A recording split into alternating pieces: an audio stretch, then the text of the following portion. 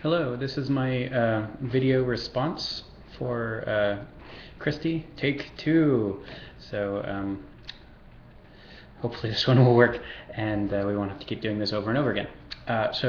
First of all, great video, you did a good job, especially not only digging into the readings themselves, but also looking at the connections between them, which is great. The fact that you came up with a theme or something that you felt was a common thread between all of them, and I would agree with you that this kind of holistic view is a message from all of the texts, being able to look at things and not just holistic in the sense of looking at all of the kind of ecological surroundings of any given phenomena, but making sure that humans are included in that view.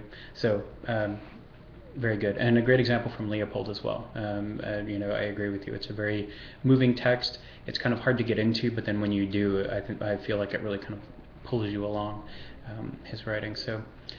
I agree that he had a very amazing life. You mentioned earlier on in the McDonough and Braungart text an idea that I like that you kind of latched onto. Really, is this really all we're capable of as humans?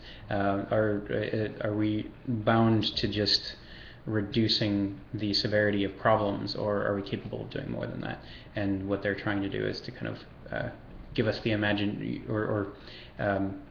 tell us that we can use our imagination to do something more, and that we can think through these issues, design things in a way that we can move past just reducing the bad. So in the Agyeman reading, as you note, it really is more than just efficiency and environmental improvement. The sustainability moves beyond that. You mentioned in particular that you like his definition of sustainability, which I do as well, and it's based on a lot of tenets of environmental justice. The issue I end up having with it is that it's very utopian. It's the idea of improving everyone's life is something that is a very difficult thing to.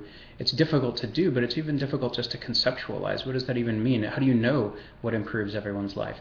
And this is something a theme that comes up in environmental justice quite a bit, is how do you include everyone's voice so that they're being able to put out there what they want for their life that's better. And what if there's something and you really think it is better than what people are aiming for? If you really think that something will improve people's life and they don't agree with you, what do you do about that? It's very complicated. It is based very much in ethics. As you connected to, you're mentioning ethics, and that's a very important thing to think about, because it comes down to bearing these benefits and burdens, and how do you do that for everyone? It's a tough one. So then you get back to talking about McDonough and Braungart, and first of all, I think you're not agreeing with all of it, which is totally fine, and I don't agree with all of it either, but I think it's very thought-provoking, and it's a very different perspective than you see in a lot of cases. So don't let it negate your work. You're doing great work. You're doing great work.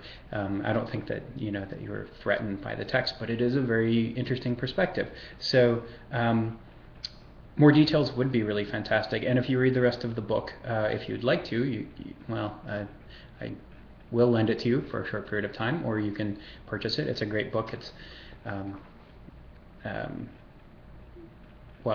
it's fantastic. I'll gush about it later. The book itself is made in such a way that it can be reused, which is kind of an interesting idea. I don't think it's really taken off yet, especially with all the e-readers and everything. But as an object, it's really great. I'm getting a call. You don't have to agree. Solutions are to be found in other areas, and they've come up with some, but I like that you're questioning it, so that's great. I also like that you included page numbers. Thank you very much. I'm actually wondering if this is you calling right now. Great work, and I look forward to your next post.